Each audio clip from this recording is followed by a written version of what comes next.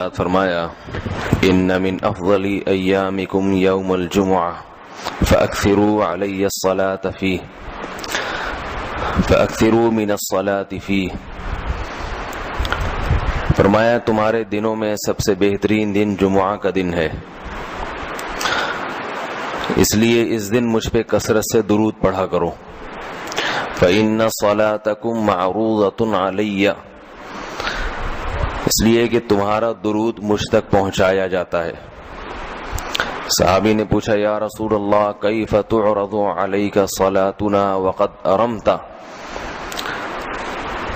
ہمارا درود آپ تک کیسے پہنچایا جائے گا جبکہ آپ جب دنیا سے جائیں گے قبر میں جسم آپ کا ختم ہو جائے گا تو ہمارا درود آپ تک کیسے پہنچے گا؟ تو آپ صلی اللہ علیہ وسلم نے فرمایا ان اللہ حرم علی الارض اجساد الانبیاء، اللہ تعالیٰ نے پیغمبروں کے جسموں پر زمین پر پیغمبروں کے جسموں کو حرام کر دیا. زمین کسی پیغمبر کے جسم کو کبھی ختم نہیں کرتی. تو یہ بھی امت کا اجماعی عقیدہ ہے کہ جتنے بھی انبیاء ہیں ان کے جسم بالکل سلامت رہتے ہیں. شہداء میں تو یہ بہت زیادہ مشاہدہ ہوتا ہے، بہت سارے شہداء کے جسم سلامت رہتے ہیں. تو ایک اور حدیث میں آپ صلی اللہ علیہ وسلم نے فرمایا من صلی علی صلاۃ صلی اللہ بہا عشرہ، جس نے مجھ پر ایک دفعہ درود بھیجا. درود کہتے ہیں نبی صلی اللہ علیہ وسلم کے لیے اللہ تعالیٰ سے خصوصی رحمت کی دعا کرنا. ایک ہوتا ہے عام دعا کسی کے لیے بھی رحمت، صلات کہتے ہیں خصوصی رحمت جو اللہ اپنے خاص بندوں پہ کرتا ہے. اس لیے صلات کا جو لفظ ہے نا، یہ درود اور صلات یہ پیغمبر کے علاوہ کسی کے لیے جائز نہیں ہے، کیونکہ یہ صلات خاص کس کے خاصہ ہے؟ یہ پیغمبروں کا. اس لیے ہم اللہم صلی علی محمد تو کہہ سکتے ہیں، لیکن یوں نہیں کہہ سکتے اللہم صلی علی فلان. تو وہ صلی جو ہے نا صلات، یہ خاص قسم کی رحمتیں ہوتی ہیں جو اللہ پیغمبروں پر بھیجتے ہیں. تبھی قرآن میں آتا ہے اولئک علیہم صلوات من ربہم برحمہ، کہ جو لوگ صبر کرتے ہیں ان پر اللہ کی خصوصی رحمتیں بھی ہیں اور رحمت بھی ہے. تو پتہ چلا صلات اور رحمت میں فرق ہے. صلات اعلیٰ قسم کی رحمتوں کو کہتے ہیں. تو آپ صلی اللہ علیہ وسلم نے فرمایا جس نے میرے لیے ایک مرتبہ رحمت کی دعا کی، درود شریف پڑھا میرے لیے، تو اللہ اس پر 10 رحمتیں بھیجتے ہیں. اور جمعہ کے دن زیادہ فضیلت ہے درود شریف پڑھنے کی. البتہ یہ جو جمعہ کے دن میں حدیث مشہور ہے کہ 80 سال کے گناہ معاف ہوتے ہیں جمعہ کے دن درود پڑھنے سے، یہ حدیث سند کے لحاظ سے کمزور ہے. لیکن یہ جو میں نے حدیث پڑھی کہ جمعے کا دن سب سے بہتر دن ہے، فَأَكْثِرُوا عَلَيَّ مِنَ الصَّلَاةِ فِيهِ، لہذا اس دن مجھ پہ کثرت سے درود پڑھا کرو. یہ بالکل صحیح حدیث ہے. تو جمعہ کے دن درود شریف کی اضافی فضیلت ہے. آج چونکہ جمعہ کا دن ہے تو اس لیے میں نے کہا کہ اس بارے میں تھوڑی سی بات کروں. ایک اور حدیث میں آتا ہے رسول اللہ صلی اللہ علیہ وسلم نے فرمایا لا تجعلوا قبری عیدا وصلوا علی فإن صلاتکم تبلغنی حیث کنتم. فرمایا میری قبر کو عیدگاہ نہ بناؤ. جیسے میلوں کی جگہ ہوتی ہے نا، میلے ٹھیلے، عید پہ جب سب لوگ جمع ہو کے خوشیاں مناتے ہیں، تو جیسے مزاروں پہ ہوتا ہے نا قوالیاں ہو رہی ہیں اور یہ میلے ٹھیلے ہو رہے ہیں آج کل دیکھا ہے.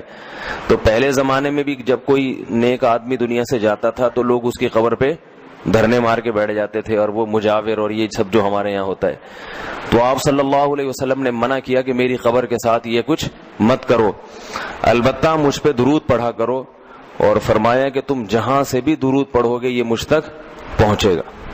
ایک اور حدیث میں رسول اللہ صلی اللہ علیہ وسلم نے فرمایا ما من احد يسلم علی الا رد اللہ علی روحی فارد علیہ، کہ جب بھی کوئی مجھ پر سلام بھیجتا ہے اللہ میری روح کو میرے جسم میں لوٹاتے ہیں اور میں اس کے سلام کا جواب دیتا ہوں.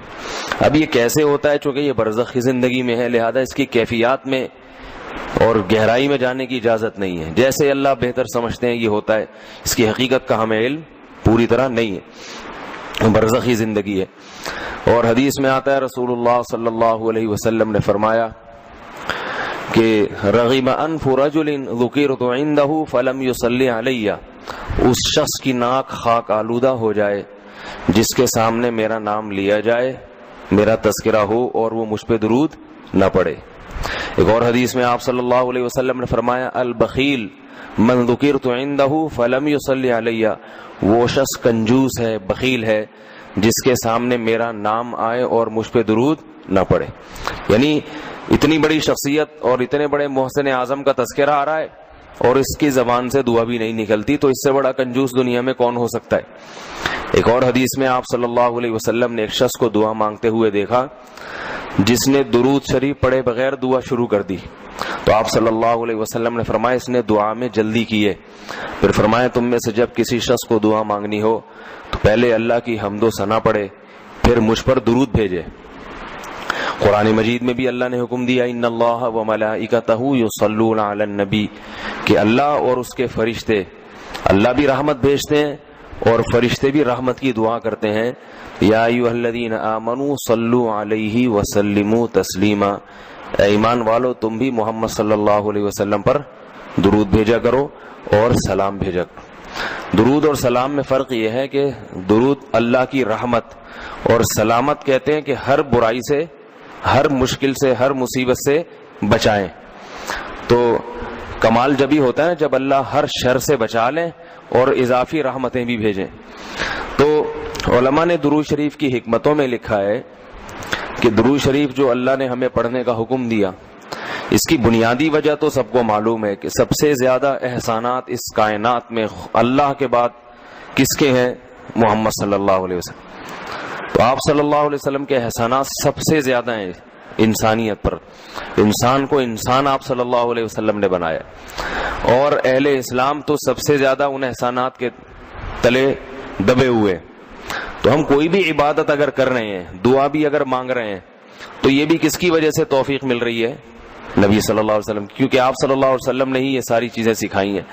تو ہر کام میں حکم یہ ہے کہ بھائی جس کا احسان ہے, جس کی وجہ سے تمہیں یہ رہنمائی ملی, تو پہلے اس کا بھی تو کچھ خیال کرو, اس کا بھی جو ہے نا اللہ سے اس کے لیے دعا مانگو تاکہ تمہاری طرف سے بھی کچھ شکر ہو. دوسری بات علماء نے لکھی ہے کہ اس میں حکمت یہ ہے کہ درود شریف پڑھنے سے توحید کا عقیدہ مضبوط ہوتا ہے.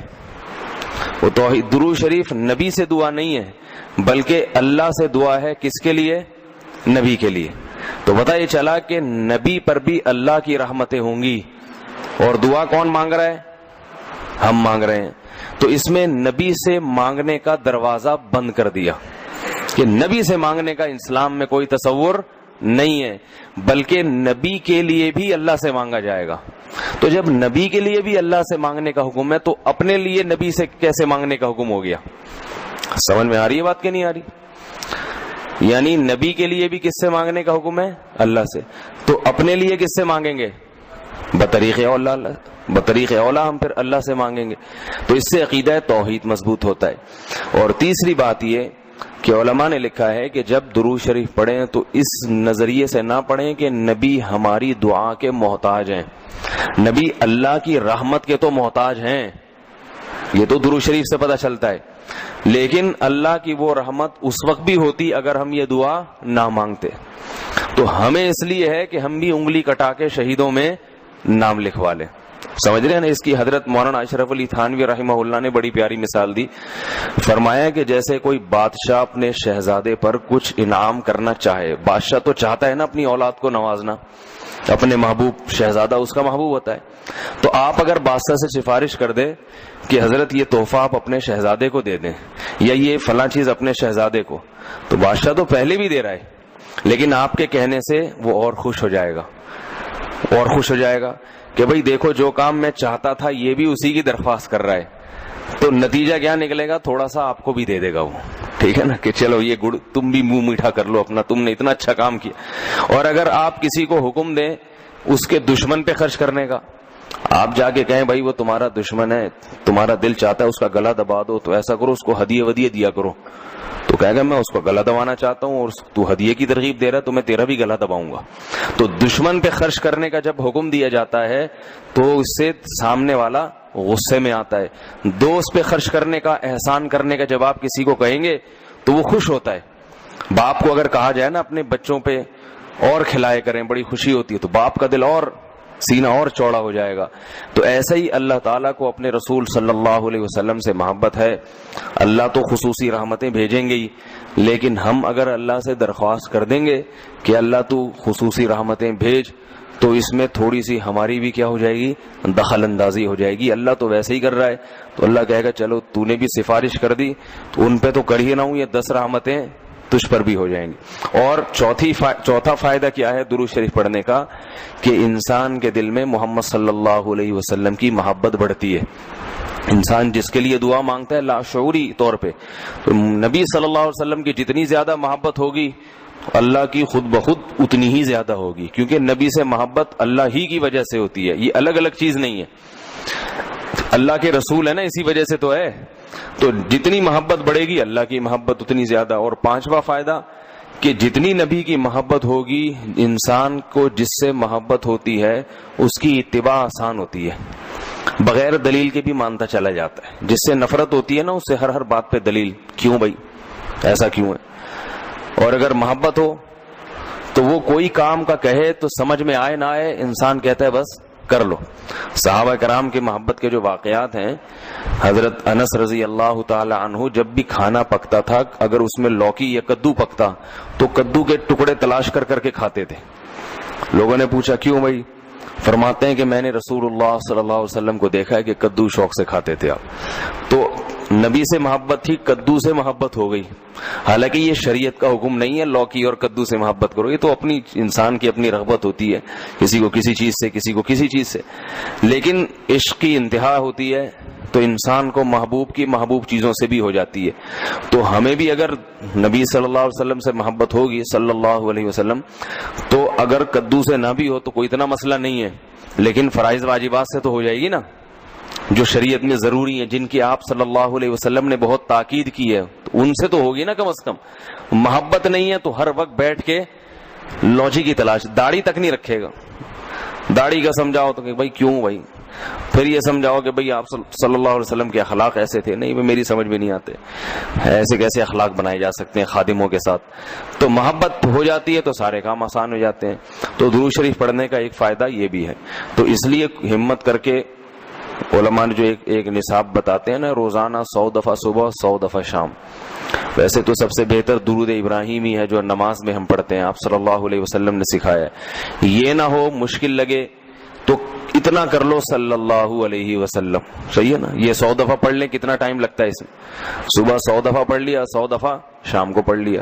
اور اگر پورا ہفتہ توفیق نہیں ملتی تو کم از کم جمعہ ہی کے دن پڑھ لے انسان. سمجھ رہے بات کو؟ نہیں سمجھ رہے بھائی؟ میرا خیال نہیں آ رہی. جمعہ کا دن پڑھ لے انسان، اس میں زیادہ فضیلت ہے. اور یہ جو درود شریف ہے نا، یہ صلی اللہ علیہ وسلم پورا پڑھنا چاہیے. میں کل بھی بیان میں کہا تھا نا، ساشے آ رہے ہیں ہر چیز کے. تو جیسے سلام کے ساشے نا، سلام کرنا ہو نا، اتنی سی آواز آتی ہے بس. تو درود شریف بھی حضور صلی اللہ علیہ وسلم نے فرمایا.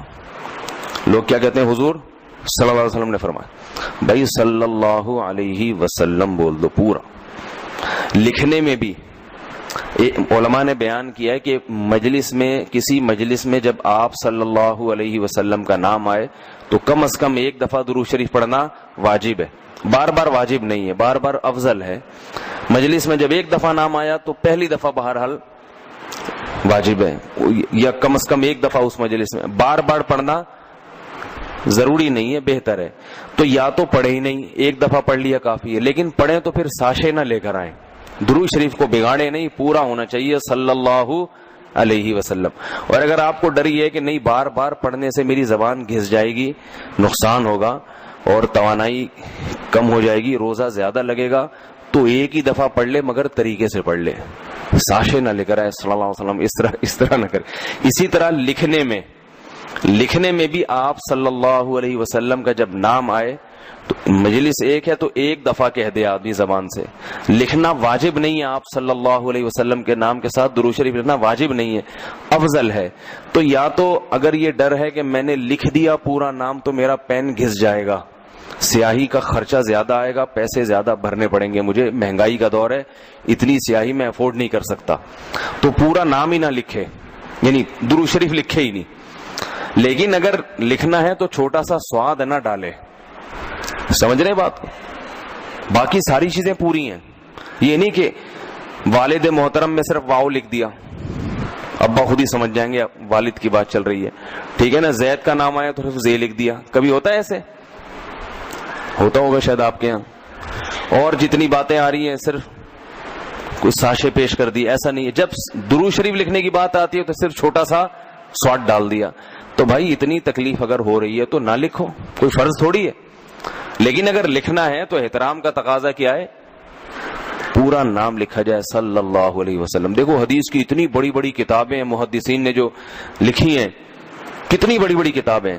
جب بھی آپ صلی اللہ علیہ وسلم کا نام آئے گا تو محدثین پورا درود شریف لکھتے ہیں صلی اللہ علیہ وسلم. کسی حدیث کی کتاب میں، امام بخاری کی ہو، امام مسلم کی ہو، یا ابن ماجہ ہو، یا صحیح ستہ کی جتنی کتابیں اس کے علاوہ بھی ہیں، جب درود ہوگا تو پورا صلی اللہ علیہ وسلم ہوتا ہے. تو لکھنے میں بھی اس کا اہتمام کرنا چاہیے، پورا نام لکھ دیا جائے.